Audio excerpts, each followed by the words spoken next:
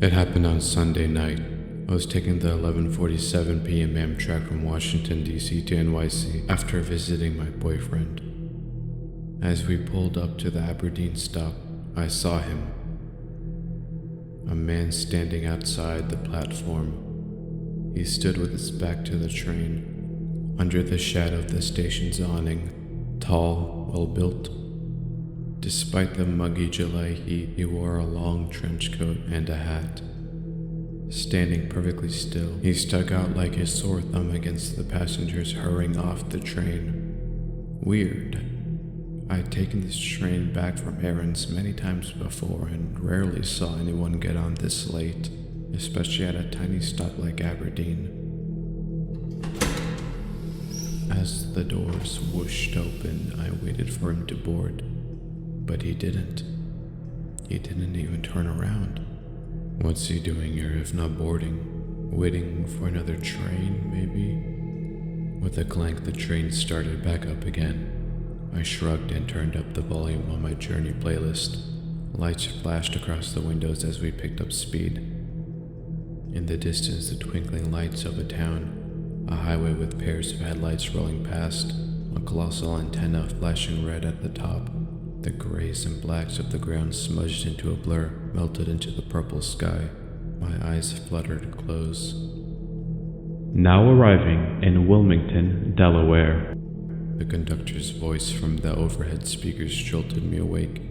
I stretched, popped my earbuds out, and looked around. The train car was empty now.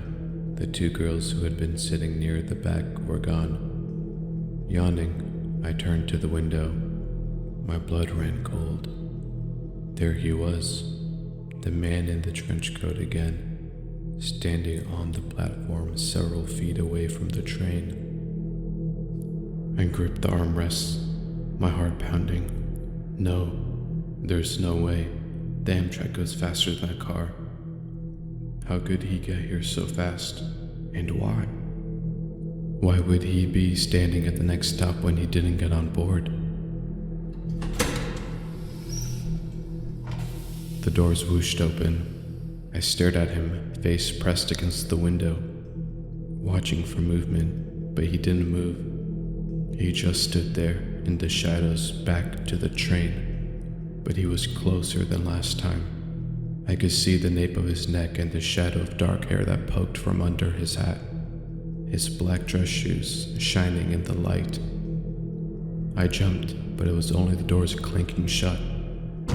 The train rumbled underneath me, and then we were pulling away, the man and the station replaced with open fields of grass. I pulled out my phone. I just saw the same guy at two different train stops, Aberdeen and Wilmington, I wrote, my fingers flying across the keys. It's really weird. 3 dots appeared and then Aaron applied. What? The same guy at both? Like you drove there as the train did? Yeah. My thumb hesitated over the keys, wondering if I should tell her how strange he was too. The trench coat, the hat, always facing away. Probably some weirdo, I typed instead, and hit send. You should have Becca meet you when you get to NYC, Aaron texted back. And call me when you're safe, back home, okay? That time I didn't go to sleep. I stayed awake until we hit Philadelphia. As we pulled into the station, I saw a myriad of street lamps twinkling in the darkness. I felt waves of relief. What is it about seeing civilization crowds in cities that, assuages our fear?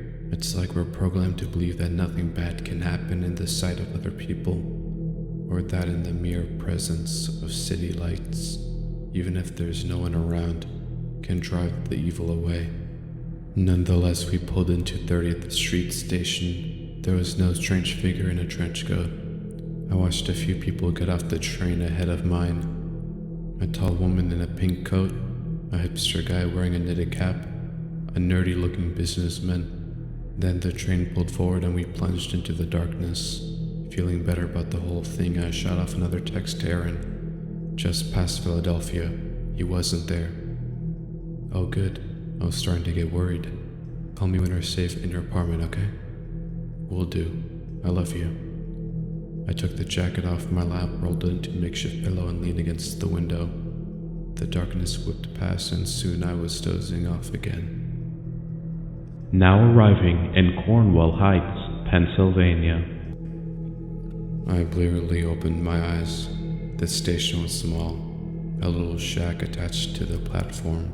As the only lit structure, it seemed to float in the darkness, disconnected from the rest of the world. And standing there alone on the platform was the man in the trench coat. I jerked back. No, I whispered, it can't be.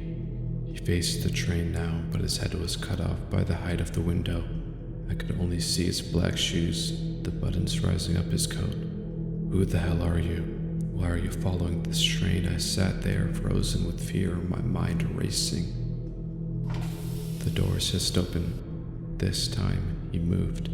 My heart plummeted as he slowly turned toward the front of the train, face still hidden. He then took a step, a slow, deliberate step towards the back of the car. Then another, and another. Muggy heat crept in from the doors. Sweat ran down my neck. Move, I thought desperately to the train. Please move, please. The doors shut. The train groaned into motion. Relief flooded me. It's okay. It's okay. I repeated in my head, trying to steady my pounding heart. The train swayed as it picked up speed, racing through the darkness. I'm okay. A small sound coming from behind me. I whipped around. No. He was inside. He stood in the vestibule at the back of the car, facing away from me, trench coat hanging loosely from his shoulders. I jumped out of my seat, back along the aisle. No. I turned and ran for the next car, pounded the open button. The doors whooshed open. I ran inside, glancing behind me. He was halfway down the aisle now, back still toward me. I bolted. The door slid open into the next car. Help! I shouted, but this car was empty too, just like the last. Can anyone hear me? Help! The lights flickered, then went out. Static cracked over the speakers. Help! The vestibule doors opened. He faced me now. His face was hidden in the shadows of his hat, but I could make out a long nose, a twisted mouth, grotesque proportions that didn't quite seem human. He took slow and heavy steps towards me. Then he stopped. What do you want? I screamed, his head canted to the side. Why are you following me? Silence. Sound stretched out between us. It felt only like minutes, but it must have been longer, because the train was soon groaning to a stop. Now arriving in Trenton, New Jersey. The doors hissed open. I ran out to the platform, shaking, crying. When I got down to the parking lot, I glanced back. The lights were back on in the train, and in the window I saw his figure standing in the aisle. Then the train pulled away and there was only silence. I didn't hear about the crash until the next day. The train derailed between Newark Penn Station and Newark.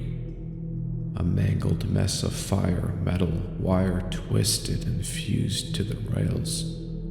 The train was empty, however. The only casualty was the conductor, and no man in a trench coat was ever found.